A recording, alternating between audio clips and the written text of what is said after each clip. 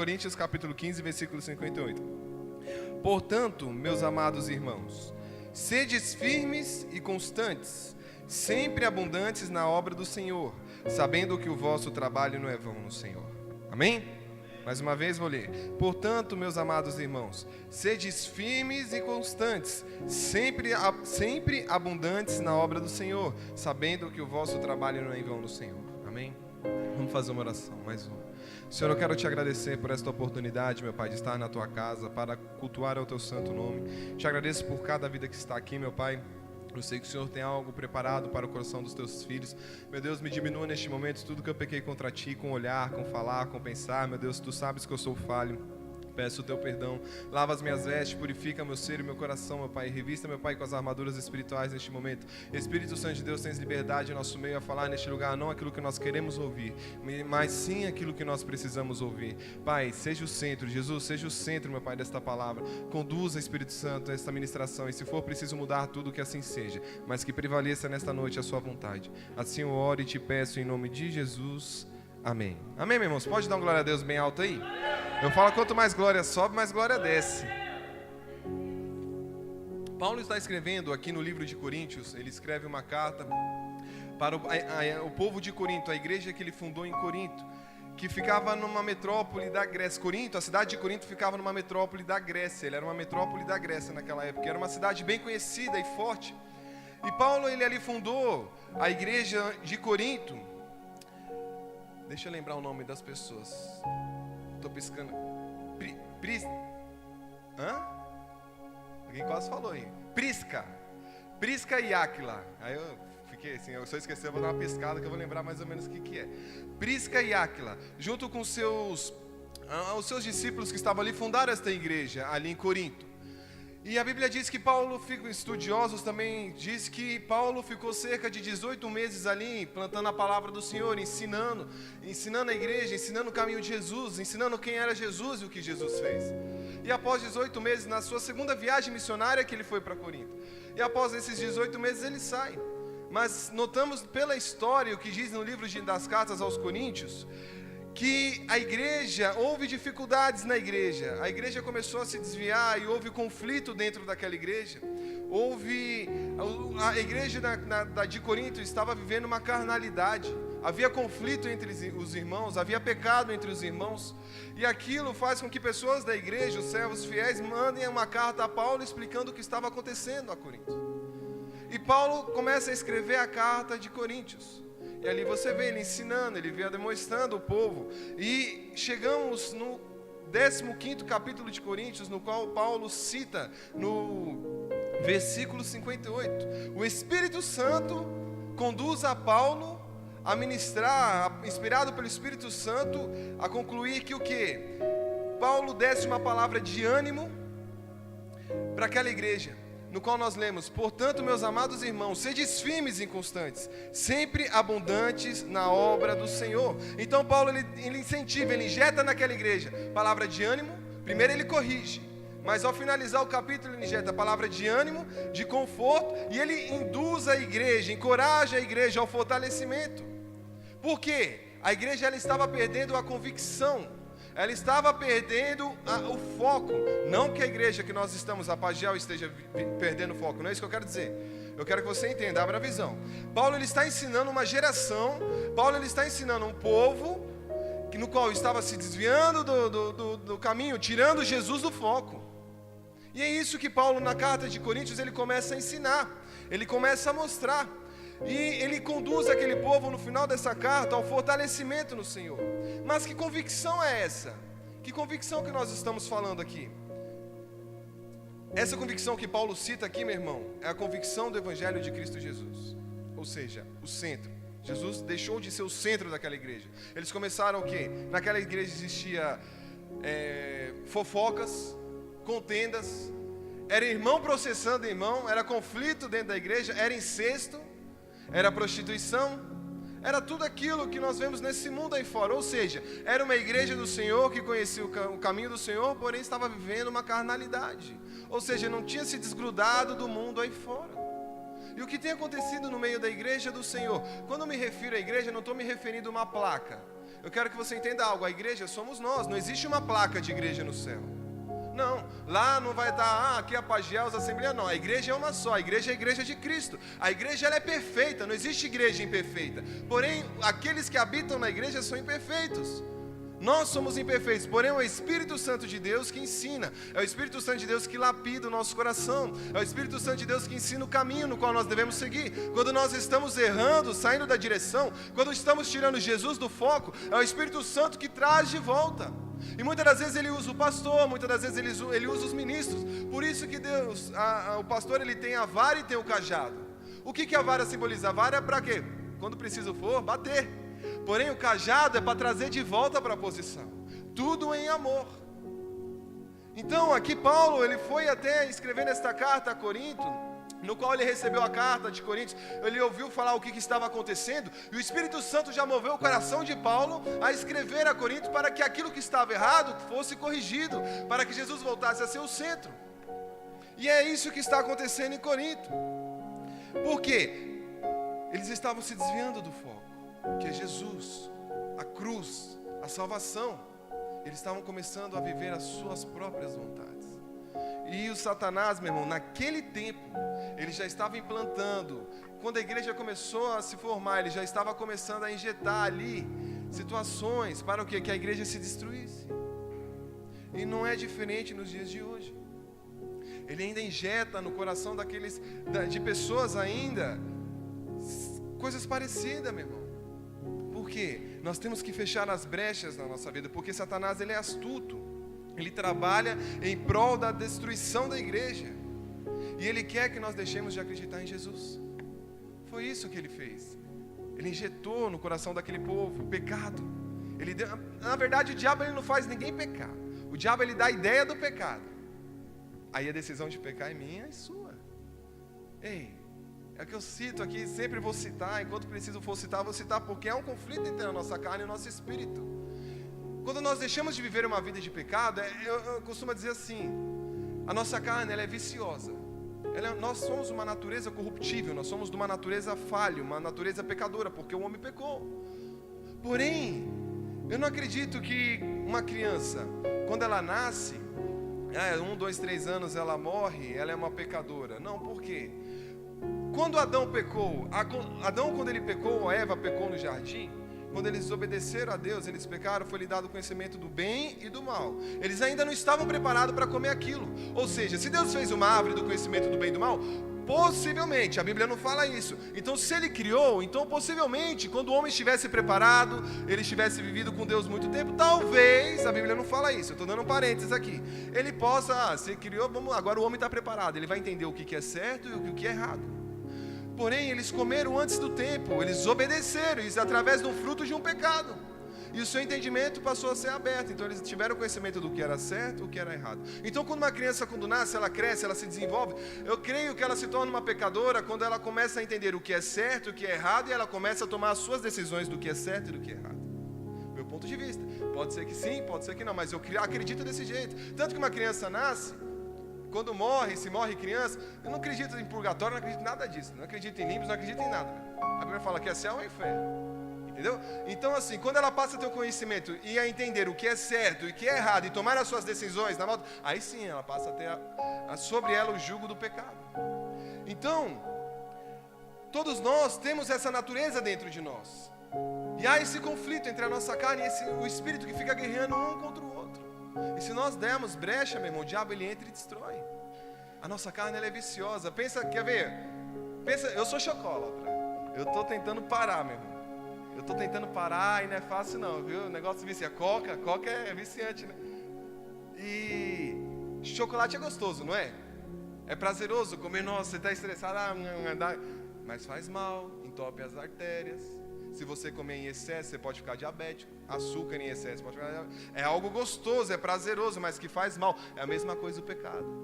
O pecado ele é prazeroso no momento, ele é gostoso? É, mas ele vai gerar uma morte sobre a sua vida. E a igreja de Corinto estava gerando sobre a vida dela uma morte, tanto uma morte espiritual, quanto uma morte, ia gerar sobre ela uma morte física, porque a condenação. E Paulo envia esta carta, ele começa a ensinar. E interessante que nós notamos que a igreja de Corinto, elas tinham tirado Jesus do foco. Por quê? Olha só, Satanás, ele sutilmente tem feito na nossa vida o que fez lá. O povo deixou de acreditar que Jesus era o Salvador. E Paulo começa em determinado momento, se você ler o livro de Coríntios, no capítulo 15, Paulo começa a questionar, vou falar com as minhas frases. Então é em vão tudo isso que eu estou fazendo aqui, se vocês não estão acreditando que Jesus é o Salvador. Se vocês não acreditam que Ele morreu na cruz do Calvário, é tudo em vão. Não adianta eu estar aqui. E é isso que Satanás tem feito no nosso meio. Eles têm tirado o foco das pessoas de dentro da igreja. Só que a diferença, o que é? Satanás ele não está se importando com a igreja ser destruída. Ele quer que ela cresça. Ele quer que cresça, mas de uma forma desordenada, sem estrutura. Por quê? Primeira briga, primeiro conflito, esvazia. E aquela vida que estava dentro da igreja, no qual estava firmada muitas das vezes em profecias, não se preocupou em se aprofundar na palavra, em oração, em busca inconstante, em fortalecimento no Senhor, essa pessoa sai aí fora machucada e muitas das vezes não consegue voltar mais para os caminhos do Senhor. Então por isso que Paulo cita no capítulo 15, versículo 58, portanto, meus amados irmãos, sedes firmes e inconstantes. Firmes e inconstantes, meu irmão, simboliza que não vai ser fácil. Porque é uma luta, você tem que caminhar, você tem que perseverar, você tem que insistir, você tem que ser constante na presença do Senhor, para que o mal não venha sobre a sua vida, para que esse desânimo não venha sobre a sua vida. E é isso que Paulo está dizendo, sedes firmes e constantes, porque não vai ser fácil, meu irmão. Não vai ser fácil. E Paulo, interessante que Paulo aqui em nenhum momento ele pregou para ímpio, ele estava pregando para crente. Ele estava pregando para uma igreja, para nós que estamos dentro da igreja. Porque, eu não sei se vai ser só eu, não sei se você é assim também, mas às vezes não bate um desânimo, não? Às vezes você não fala assim, mas por que eu estou passando por isso? Foi o que o pastor disse aqui na palavra de início. Você diz firme, meu irmão. Da mesma forma, o ímpio pode prevalecer, pode ganhar, mas fica na sua posição. Um dia Deus vai te exaltar, porque o ímpio ele ganha, mas é para a sua condenação. Porém, nós que estamos em Cristo Jesus, nós teremos uma recompensa e um galardão. Nós não estamos aqui em vão não, meu irmão. Você pensa que você saiu da sua casa num dia de chuva, só para estar aqui, para agradar o pastor, ou por causa da pastora, ou para escutar um louvor bonito? Não, você está aqui porque o Espírito Santo de Deus te conduziu aqui nessa noite, para dizer para você, perseverai, estáis firmes e constantes, sempre abundante na obra do Senhor. Nada acontece em vão na sua vida não, tudo Deus tem um propósito. Muitas das vezes o trabalhar de Deus dói, e é nesse momento que eu falei aqui, às vezes debate, mas por quê? Por que eu tenho que passar com isso? Aí você olha um incircunciso, você olha um cara lá prosperando lá em cima, e o cara... Aí você passa uma provinha aqui, você fala, Deus, mas acho que não vai fechar esse mês. O que está acontecendo? Por quê? Parece que eu faço as coisas certas e não anda. Por quê? Parece que eu estou na igreja. Só eu que penso assim, não é só eu que penso assim? Não, a glória a Deus. Eu estou na igreja, eu estou fazendo, mas eu vejo e não dá, é sempre apertado. Por quê? Por quê? Por quê? Aí você vê o cara lá, está no mundo, está bebendo, está fumando, está se drogando, mas está rico, está ganhando, está rico. Ele está ganhando para a sua própria condenação. Nós estamos aqui adquirindo, não é bens terrenos, nós estamos adquirindo um galardão, meu irmão. Eles são momentâneos, são terrenos. Esse prazer deste mundo aí fora é momentâneo, é terreno. Porém, o que nós estamos construindo é uma eternidade de gozo, de paz e de descanso na presença do Senhor. A raça humana hoje, ela vive em torno de uns 70 anos. O que é 70 anos? Eu lembro que eu queria fazer 18, já estou no 30. Chegou 18, começa a trabalhar, faculdade, beleza. Você vai respirar, casa, aí não é mais você, sua esposa, seu filho. Glória a Deus por isso, porque é um propósito de Deus, a família na vida do homem. E o homem que tem uma família, meu irmão, ele é abençoado. E eu dou glória a Deus pela minha vida, mas aí você já não se preocupa só com você, já existem outras responsabilidades. Aí você pensa mais em trabalhar, e sustentar, e dar o melhor para sua casa. Aí quando você vê, já passou 29, 30, 30 anos. Quando você vê, você está no 40. Aí muda a reforma da Previdência, era para você aposentar com 45, já está aposentando com 70. Ou seja, você não vai desfrutar nada, você vai descansar no Senhor mesmo. Né? A gente fala assim, dá risada, mas isso aí tudo são sinais da vinda de Cristo. Isso tudo tem que acontecer. Você está vendo morte aí fora? o amor de muitos se esfriaria, mas não é só o amor com o próximo. A Bíblia diz lá em Mateus 24, não é só o amor com o próximo, não. É o amor com a igreja, é o amor com a obra, é o amor com o meu irmão, se preocupar assim com o meu irmão. Isso tem acabado, mas são sinais da vinda de Cristo. E, meu irmão, daqui para frente se prepara.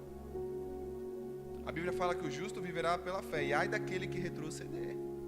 A gente crê, a nossa fé, sim, a gente quer uma perspectiva de algo melhor nesse mundo. Ah, não, vai mudar o governo, aí vai parar essa roubalheira toda. Mas são sinais da vinda de Cristo. Ei, a nossa igreja aqui no Brasil ainda ela não é perseguida. A igreja do Brasil não é perseguida. Mas vai chegar um momento que isso vai acontecer. E aí nós vamos ver quem são os cristãos e quem não são os cristãos. Ei, é muito fácil, nós temos essa liberdade, estamos na casa do Pai, ar-condicionado, nós temos o melhor aqui desfrutando. Mas e quando chegar o presidente lá bater um decreto, não vai ter mais igreja evangélica, ou vai ser só uma religião? Não, está abolido, não é para fazer mais culto. Aí vai acontecer que nem lá no Egito, sendo degolados. Ei, você está preparado para isso? E é isso que o Senhor está te ensinando. O que adianta esse mundo aí fora, se viver a regalia, os prazeres, o gozo deste mundo, se você não vai ter uma vida eterna de descanso no Senhor, e sim uma vida eterna de tormento? Pode ser um prazer momentâneo, porém o que o Senhor está gerando no seu coração, o que o Espírito Santo te trouxe aqui, para te dizer, estejas firmes e constantes na minha presença, é porque Ele está preparando algo para você e para a minha vida, meu irmão. Não é nessa terra não, é na glória, numa eternidade com Deus. Ei, quando Jesus vier para reinar por 1000 anos, escute, 1000 anos, a Bíblia fala de jovens de 120 anos. Pega em Apocalipse, jovens de 120 anos. Já parou para pensar nisso? Sendo que a gente está vivendo em média de 70, 80. Eu vou ter 82, que seja 80, 90 anos no máximo. A gente acha muito, agora imagina ser jovem de 120. Né? Então, nós temos que tirar um pouco a nossa mente do terreno.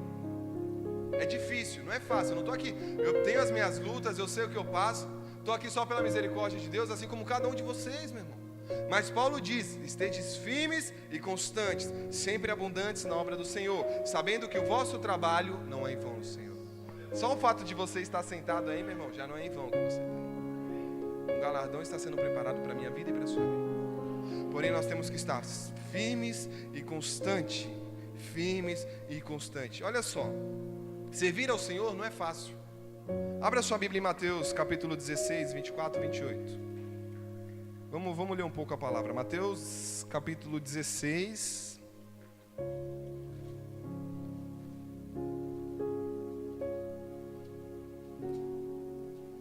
Glória a Deus. 16, 24 a 28. Diz assim, ó. Então disse Jesus aos seus discípulos: se alguém quiser vir após mim, renuncie a si mesmo, ou negue-se a si mesmo, tome sobre si a sua cruz e siga-me, porque aquele que quiser salvar a sua vida, perdê-la, e quem perder a sua vida por amor de mim, achá-la, pois que aproveito ao homem ganhar o mundo inteiro e perder a sua alma?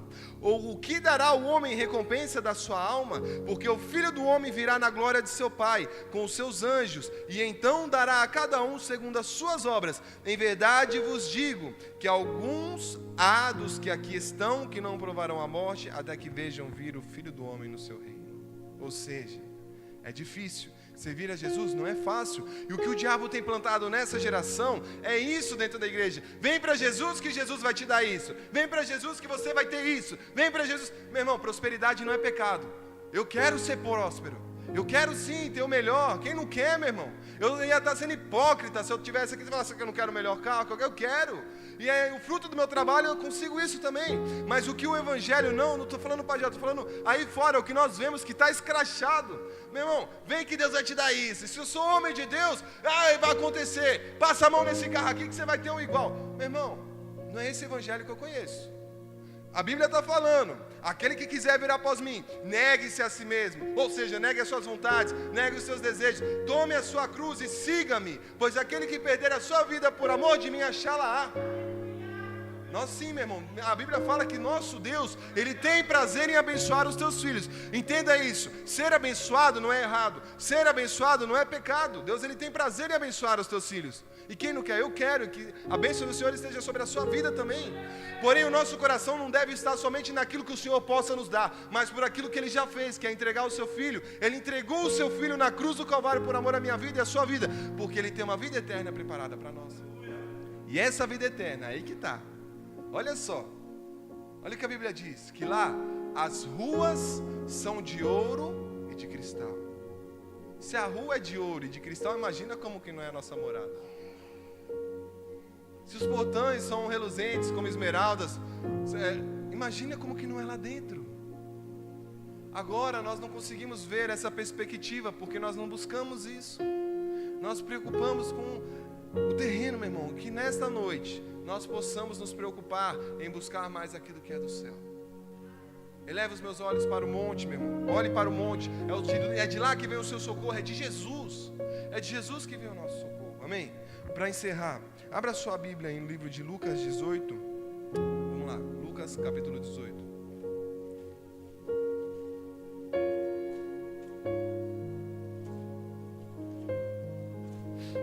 Lucas 18. Lucas 18, 18. Olha só que interessante. Você acha que é fácil seguir Jesus? Mas não, olha só. O jovem rico. E perguntou-lhe um certo príncipe, dizendo: Bom mestre, que hei de fazer para herdar a vida eterna? Jesus lhe disse: Por que me chamas de bom? Ninguém há bom, senão um que é Deus. Sabe os mandamentos? Não adulterarás, não matarás, não furtarás, não dirás falso testemunho, honra o teu pai e tua mãe. E disse ele: Todas essas coisas tenho observado desde a minha mocidade. E quando Jesus ouviu isso, disse-lhe: Ainda te falta uma coisa. Vende tudo quanto tens, reparta-os pelos os pobres, e terás um tesouro no céu. Depois vem e segue-me. Mas ouvindo ele isso, ficou muito triste, porque era muito rico. E vendo Jesus que ele ficara muito triste, disse: Quão dificilmente entrarão no reino de Deus os que têm riquezas, porque é mais fácil entrar um camelo pelo fundo de uma agulha do que entrar um rico no reino de Deus. E os que ouviram isso, disseram: Logo quem pode salvar-se? Mas ele respondeu: As coisas que são impossíveis aos homens são possíveis a Deus. Amém? Olha só, o jovem rico, ele era conhecedor da lei, ele seguia a lei, porém o seu coração estava preso naquilo que era terreno.